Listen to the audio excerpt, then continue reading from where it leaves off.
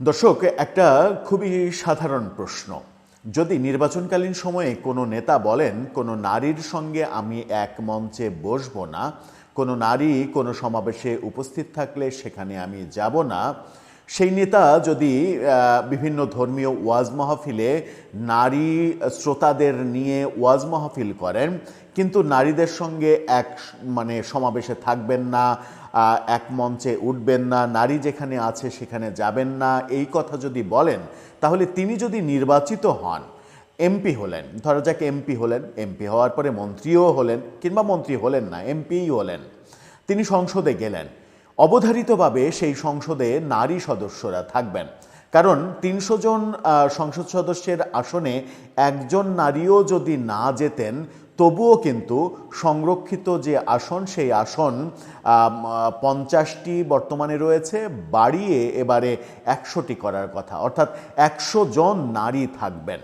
১০০ জন নারী সদস্য যেখানে থাকবেন, সেই সংসদে সেই নেতা কিভাবে বসবেন?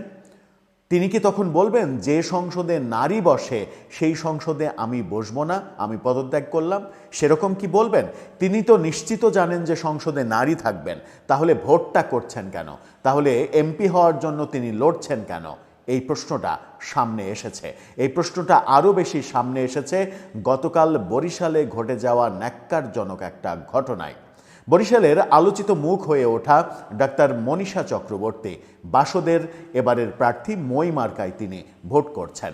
বিসিএসে ডাক্তার হয়েছিলেন, বিসিএসের চাকরি ছেড়েছেন শুধুমাত্র রাজনীতি করার জন্য, সাধারণ মানুষের সঙ্গে মিশে থাকার জন্য। এখনও সাধারণ মানুষ তার কাছে আসলে ফ্রি চিকিৎসার সেবা দেন এবং তিনি গরিবের ডাক্তার হিসেবে পরিচিত।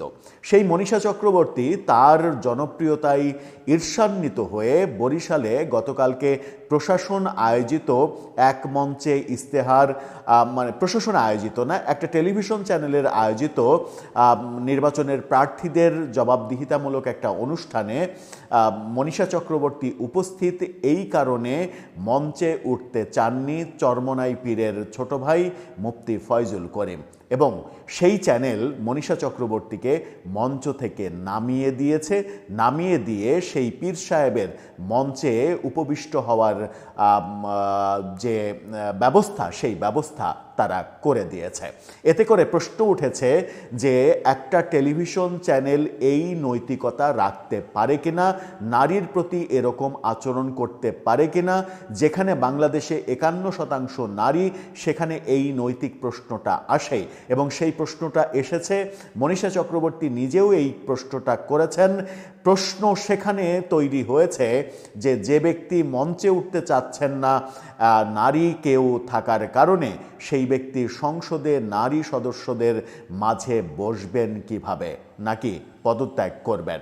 চলুন একটু জেনে দেখি গতকালকে বরিশালে কি হলো, মনীষা চক্রবর্তী কি বলছে, কি কি জানা যাচ্ছে সেখানকার ঘটনা সম্পর্কে। থাকবেন পলিটিক্স টিভির নিয়মিত আয়োজনে।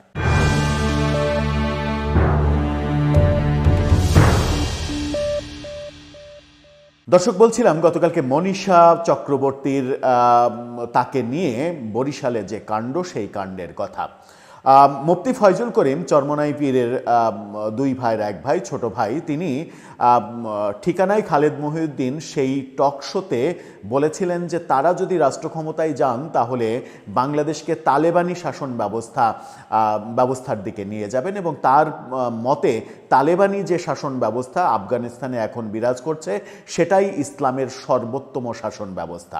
তার চোখে ইরানের শাসন ব্যবস্থা আদর্শ নয়, তার চোখে সৌদি আরবের শাসন ব্যবস্থা আদর্শ নয়, তার চোখে তালেবানি শাসন ব্যবস্থা আদর্শ। যে তালেবানরা এবার এই দুদিন আগেই নতুন করে দাস প্রথা ফিরিয়ে এনেছে, এখন তালেবানরা ইচ্ছা করলেই কৃতদাস নিয়ে ঘুরতে পারবে, কৃতদাসদের রাখতে পারবে। বর্ণপ্রথা চালু হয়েছে এবং উচ্চবর্ণের জন্য কোনো শাস্তি নেই, নিম্নবর্ণের জন্য শাস্তি আছে, এরকম ভয়াবহ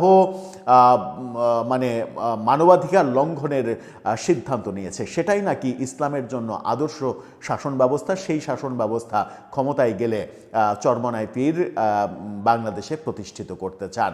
গতকালকে ডিবিসি নিউজের একটা অনুষ্ঠান, সেই অনুষ্ঠানে তিনি বলেছেন নারী সদস্য থাকলে মঞ্চে উঠবেন না, এবং ডিবিসি বাংলা নারীদের প্রতি অসাধারণ আচরণ করে মনীষা চক্রবর্তীকে মঞ্চ থেকে নামিয়ে দিয়েছেন। পীর সাহেবকে মঞ্চে আনতে হবে এই কারণে, এবং সেই কারণে মনীষা প্রশ্ন তুলেছেন সেটাকেই শিরোনাম করেছে কালের কণ্ঠ। তার শিরোনামটা দেখে নিন। সেখানে বলা হচ্ছে, নারীর সঙ্গে বসতেই আপত্তি, প্রতিনিধিত্ব করবেন কিভাবে?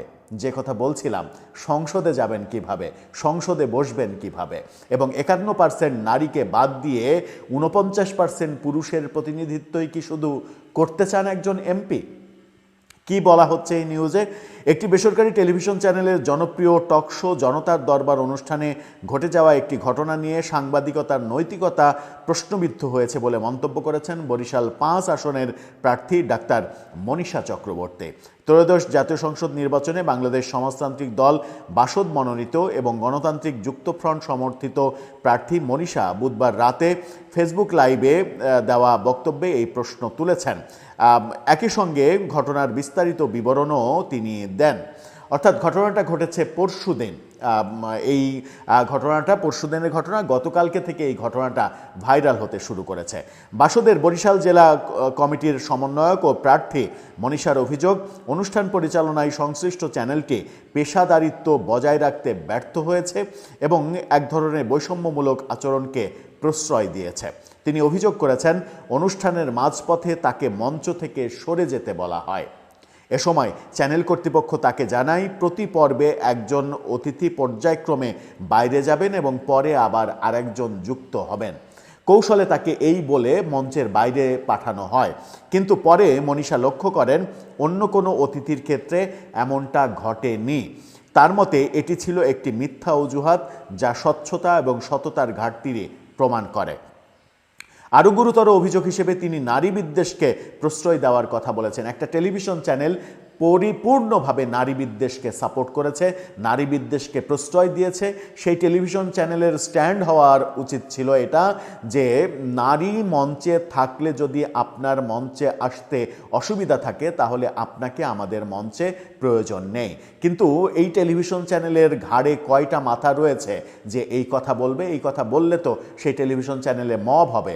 টেলিভিশন চ্যানেল প্রথম আলো, ডেইলি স্টার যদি পুড়িয়ে দেওয়া যায়, আগুন জ্বালিয়ে ধ্বংস করে দেওয়া যায়, তাহলে ডিবিসি বাংলা কোন স্যার? এটা তো কোনো ব্যাপারই না।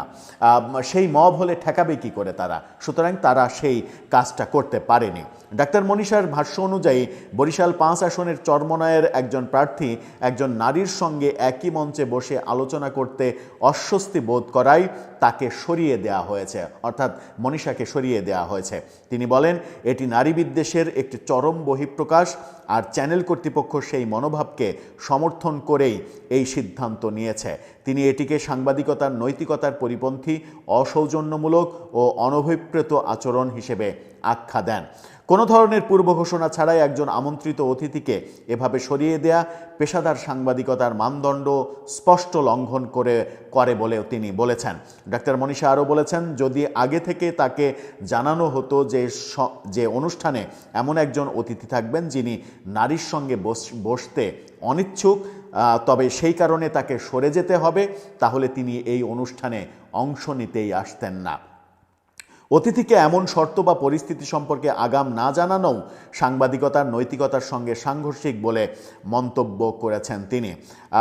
যিনি জনসংখ্যার অর্ধেক অংশ অর্থাৎ নারীদের সঙ্গে বসে আলোচনা করতে পারেন না, তিনি আদৌ সব মানুষের প্রতিনিধি হতে পারেন কিনা সেই প্রশ্নই এখন বড়, বলেছেন মনীষা। তার মতে এমন মনোভাবকে জায়গা দিয়ে সংশ্লিষ্ট চ্যানেল একটি অনাকাঙ্ক্ষিত ও নৈতিকভাবে প্রশ্নবিদ্ধ নজির স্থাপন করেছে। শুধু কি মনীষার সঙ্গে এই ঘটনা ঘটেছে? সেই সময় অনুষ্ঠানস্থলে এই চরমনাই পীরের সঙ্গে বিএনপির এবং জামাতের কি হট্টগোল হয়েছে সেটা ভিডিও একটু দেখে আসুন, যে মঞ্চে কি হচ্ছে একটা টেলিভিশন চ্যানেলের অনুষ্ঠানে।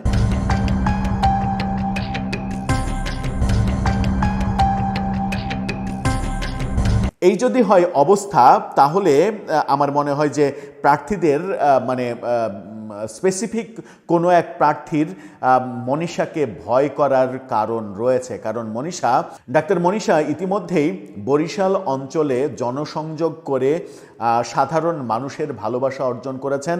একটি ছবি আপনাদেরকে দেখাতে চাই যে কিভাবে আপন মনে করলে একজন বৃদ্ধ মনীষার হাত ধরে তাকে অভিনন্দন জানান এবং দোয়া করেন যে তিনি এগিয়ে যেন যান, সেই জন্য তার দোয়া আছে। এরকম ঘটনা অহরহ বরিশালে হচ্ছে এবং এমনও হচ্ছে যে মা বোনেরা তাদের নিজেদের ঘরে থাকা মাটির ব্যাংক, যে ব্যাংকে তারা টাকা জমিয়েছিল, সেই ব্যাংক এনে মনীষাকে দিচ্ছে এবং সেই মনীষার সামনেই সেই ব্যাংক ভাঙা হচ্ছে। সেই ব্যাংকের খুচরা পয়সা থেকে শুরু করে টাকা, সেগুলো গুনে দেখা হচ্ছে যে কত টাকা মনীষা পেল। এই ভালোবাসা যিনি অর্জন করতে পারছেন, যিনি সাধারণ মানুষের সেবা করার জন্য নিজের আরাম আয়েশের সরকারি বিসিএস দেওয়া চাকরি পর্যন্ত ত্যাগ করেছেন, সেই নারীকে, যে নারীর উন্নয়ন এই দেশে না হলে দেশটা এগিয়ে যাবে না, তার চাইতেও বড় কথা হচ্ছে যে এই দেশের বেশিরভাগ সময়ই দেশের প্রধানমন্ত্রিত্ব করেছেন দুইজন নারী। সেখানে নারীর এরকম অপমান, 51% নারী যে দেশে, সেই দেশে নারীর এভাবে অপমান এবং সেই অপমান একটা টেলিভিশন চ্যানেলের মেনে নেয়া, এই দৃষ্টান্ত যদি সমাজে আপনি প্রতিষ্ঠিত হতে দেন, তাহলে মনীষারা এগিয়ে যাবে কিভাবে? হয়তো মনীষার মই মার্কা জিতবে না, কারণ আমরা যারা ভোট দিতে যাই কিংবা ভোটার, তারা বড় মার্কা খুঁজি। তারা ব্যক্তি খুঁজি না, ব্যক্তির আদর্শ খুঁজি না, বড় মার্কা খুঁজি। এবং বড় মার্কা খুঁজি বলে মনীষারা কখনো সংসদে যেতে পারেন না কিংবা মানুষের প্রতিনিধিত্ব করতে পারেন না। কারণ মনীষাদের কাঁড়ি কাঁড়ি টাকা নেই, শত শত হাজার হাজার কোটি টাকা নেই। মনীষাদের মানুষের টাকা মেরে বড়লোক হওয়া ধন সম্পত্তি নেই, কিংবা মনীষাদের এত বড় বিশাল দানবাক্স নেই যেখানে ভক্ত মাশায়েকরা এসে দান করে যাবে, তাদের দান বাক্স ভরে যাবে এবং সেই দান বাক্সে শত কোটি হাজার কোটি টাকা আসবে, যেটা দিয়ে রাজনীতি তিনি করতে পারবেন। দর্শক, এই যে নিকৃষ্টতম উদাহরণ তৈরি করা হলো, এই যে নারীর প্রতি অসম্মান জানানো হলো, একজন ধর্মীয় নেতা যখন নারীর প্রতি এরকম অসম্মান জানান, তখন গতকালকেই দেখেছি আরেকজন ধর্মীয় নেতা চিৎকার চেঁচামেচি করছেন, তোদের কি মা বোন নেই? তোদের ঘরে মা বোন নেই? তোরা মা বোনকে সম্মান দিতে পারিস না? ইবলিসের জাত, এই ধরনের কথাবার্তা বলছেন। সত্যি সত্যিই মা বোনদের সম্মান দিতে যদি আমরা না জানি, না পারি, তাহলে আমাদের ভবিষ্যৎটা কোন দিকে যাবে কিংবা কোন দিকে যাচ্ছে, আমরা যে তালেবানি শাসন ব্যবস্থার দিকেই চলে যাচ্ছি কি না, সেই প্রশ্নটাও সামনে আসবে। দর্শক, আপনার মতামত জানিয়ে এ ব্যাপারে লিখতে পারেন আমাদের কমেন্ট বক্সে।